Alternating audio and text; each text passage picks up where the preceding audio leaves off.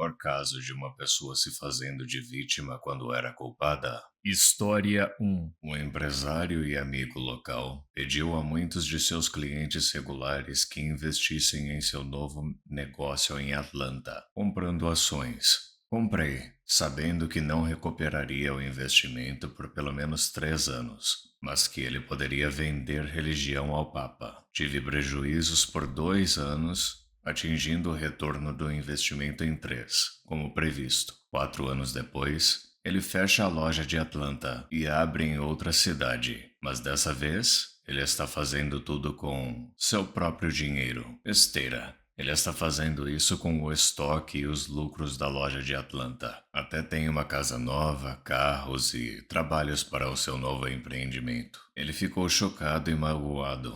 E eu te digo, magoado e desapontado, quando todos os acionistas o levaram ao tribunal. Edição. Meu Deus, 22 mil likes. Obrigado pelos comentários e pela preocupação. Nosso processo basicamente nunca saiu da primeira etapa e, como um dos bons redditors abaixo mencionou, bem rápido descobrimos que o custo de passar pelos tribunais ultrapassaria rapidamente nossas perdas. As pessoas começaram a desistir e tudo desmoronou. A loja original e a loja de Atlanta foram fechadas. Essas pontes ele queimou de verdade. A loja final mudou de nome, mas parece estar indo bem. De jeito nenhum eu vou falar o nome da loja. Não duvido nem por um segundo que o dono não teria escrúpulos em abrir um processo de difamação contra mim num piscar de olhos. Às vezes você simplesmente é obrigado a aceitar as injustiças que acontecem com você. Opinião. Então, usando sua analogia, você seria o Papa e ele teria vendido religião para você? A religião sendo as ações da empresa dele que ele usou para te fraudar? História 2. Quando eu estava lecionando, eu tinha um aluno que eu adorava, que tinha alguns problemas de comportamento. Eu fiz tudo o que pude para apoiar ele. Um dia nós estávamos fazendo uma prova e ele estava falando. Eu lembrei várias vezes que falar durante uma prova não era permitido e que eu teria que fazer ele sair para o corredor se ele continuasse. Ele continuou falando. Então eu disse a ele para ir para o corredor. Ele me chamou de autista quando saiu, seu insulto favorito, e então eu escrevi uma CI para ele. Liguei para os pais dele e eles não atenderam. Então eu enviei um e-mail explicando o que aconteceu, que ele tinha recebido uma CI e que eu espero que possamos trabalhar juntos para ajudar ele a controlar suas reações. A mãe dele respondeu dizendo que meu comportamento era inaceitável e que ela não tinha mais nada para falar comigo e que era para eu esperar o advogado dela me ligar. Ela foi até o nível distrital para reclamar de mim, contando todo tipo de mentira e me fazendo parecer uma pessoa horrível. Não sou mais professora. Opinião. Muitos departamentos de polícia já estão usando câmeras. E agora parece que os professores são a próxima profissão que deveria adotar essa prática para a sua própria proteção. Ter uma gravação objetiva com o que realmente aconteceu ou não parece ser essencial nos dias de hoje. História 3. Eu estava em um estacionamento lotado, dirigindo por aí procurando uma vaga. Tinha um carro na minha frente. O carro na minha frente parou, então eu parei também.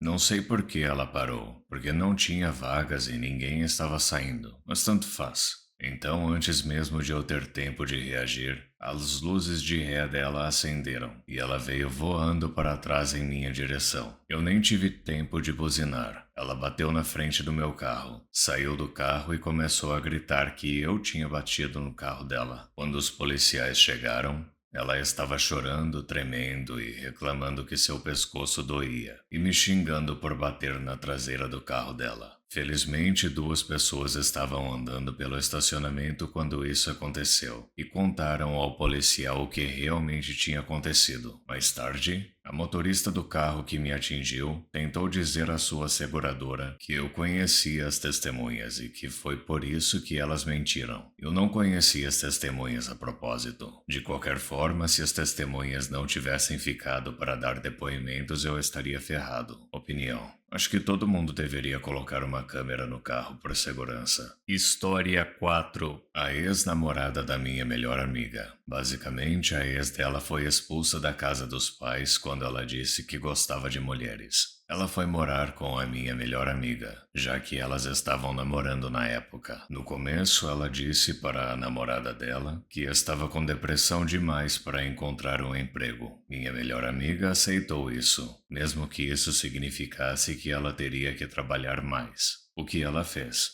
Ela até encontrou um segundo emprego de meio período. Nos 6 meses seguintes, sempre que minha melhor amiga perguntava se ela tinha encontrado um emprego, ela sempre recebia a mesma resposta: estou com depressão demais e não consigo trabalhar. Eventualmente, minha melhor amiga descobriu que a namorada tinha traído ela. A desculpa dela para a traição foi: você está sempre no trabalho e nunca tem tempo para mim. Preciso de alguém que esteja lá para mim. Minha melhor amiga então expulsa a ex e a ex bota a culpa nela por ter que voltar a morar com os pais. E o pior de tudo, acontece que os pais dela nunca a expulsaram de verdade. Ela só estava enjoada deles dizendo para ela conseguir um emprego. Opinião. Sim, e por causa de pessoas como ela, pessoas que estão realmente com depressão são chamadas de preguiçosas. História 5. Às vezes meus filhos me perguntam por que conheceram minha mãe, mas nunca conheceram meu pai. Então eu digo a eles que ele desviveu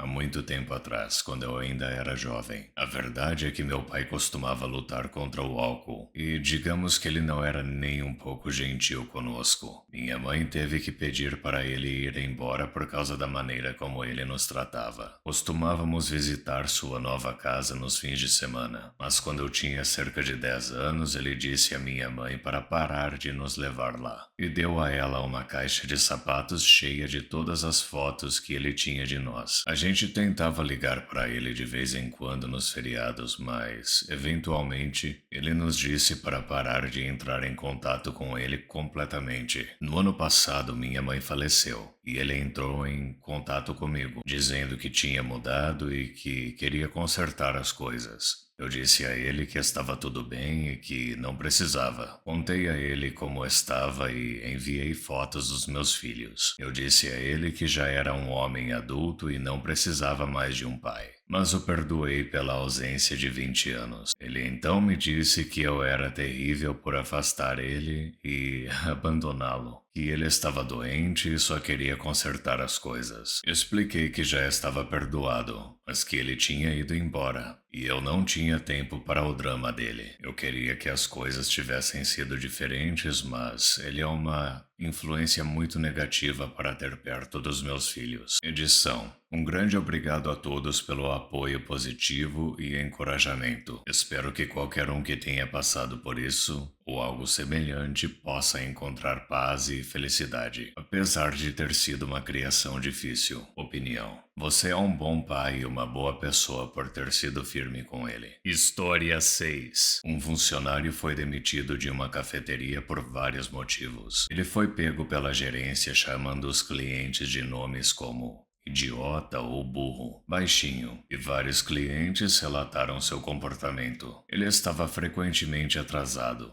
Saía mais cedo ou pedia para outros cobrirem seu turno. Em vez de reabastecer ou limpar durante o tempo de inatividade, ele pegava suas baquetas e praticava, o que incomodava os outros funcionários e os clientes. Durante as contagens de estoque, notamos que grandes quantidades de sanduíches, salgados e bebidas estavam faltando, e também grandes sacos de 2 quilos de pó de café expresso. Os números simplesmente não batiam. Ele acabou sendo demitido após ser pego falando mal de um cliente enquanto um gerente visitante estava no café. Ele não sabia que o gerente estava lá. O cara tentou culpar todos por seus próprios problemas. Chegar atrasado virou: perdi o ônibus.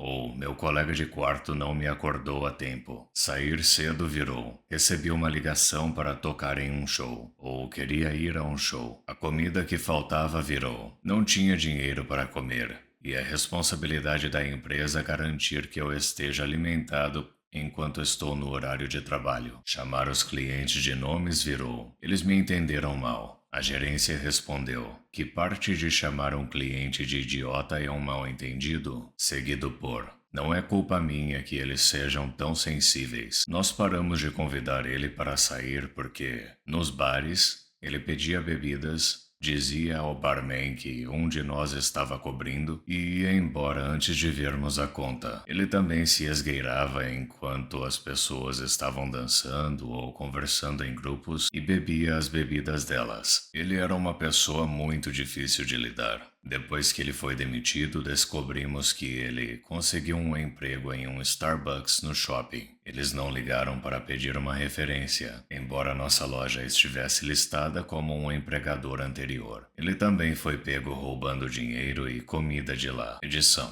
Quero acrescentar que ele era facilmente nosso pior funcionário. Tínhamos outro cara que não era muito amigável, mas trabalhava duro e era um funcionário bom. Um dia ele viu o baterista tratar mal os clientes e falar demais, e se virou para mim e disse: "Espero que eu nunca seja que nem esse cara." Só de ver a maneira como o primeiro cara se comportou, esse outro funcionário se tornou um modelo de atendimento ao cliente quase da noite para o dia. Além disso, tínhamos outro cara lá que usava um nome de animal estranho em vez de seu nome verdadeiro. Ele foi mandado para casa algumas vezes por aparecer bêbado e foi demitido depois que a gerência descobriu que ele estava levando vodka escondida para o trabalho e colocando nas bebidas das meninas durante os turnos noturnos. Opinião. Que filho da mãe. É por causa de pessoas como ele que os bateristas têm uma má reputação. História 7. Uma senhora idosa entrou em uma área de construção onde sabia que não deveria ir, só para bisbilhotar quando os trabalhadores não estavam lá. E daí processou porque escorregou em um revestimento de plástico no piso. Ela trabalhava lá. Ela sabia que a área era proibida. E foi lá mesmo assim. Opinião.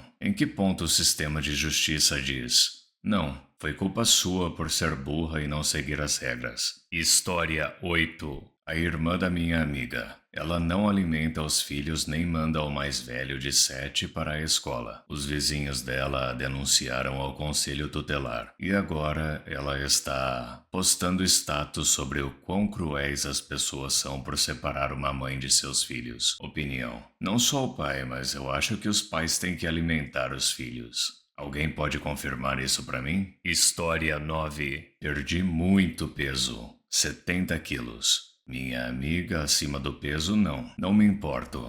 Ela é minha amiga e eu amo ela. Experimentei um par de jeans tamanho 12, tamanho 8 dos Estados Unidos, mas eles eram muito grandes. Então pedi um tamanho menor. Antes que eu pudesse experimentar, minha amiga saiu furiosa da loja. E quando a segui, ela gritou comigo por ter esfregado na cara dela a perda de peso. Já estou com esse mesmo peso há 4 anos. E foi só agora que ela falou isso. Opinião. O que ela esperava que você fizesse? Que comprasse as calças que não serviam, desperdiçando seu dinheiro para poupar os sentimentos dela? Muito obrigado por assistir. Não se esqueça de deixar o like, se inscrever e ativar o sininho para receber as notificações dos meus últimos vídeos.